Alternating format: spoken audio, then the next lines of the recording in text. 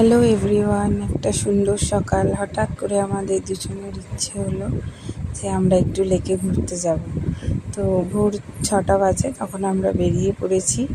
এদিকে দেখতেই পাচ্ছ রাস্তায়ও প্রচুর লোক। এই যে আমি আর এই যে মহান ব্যক্তি যার জন্য যাওয়া। আর প্রকৃতি খুব সুন্দর একটা, খুব সুন্দর একটা দৃশ্য।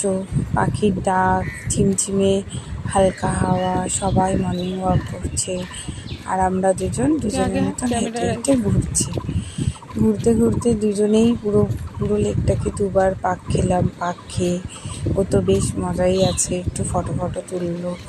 বেশ সুন্দরই ঘোরা হচ্ছে দুজনের।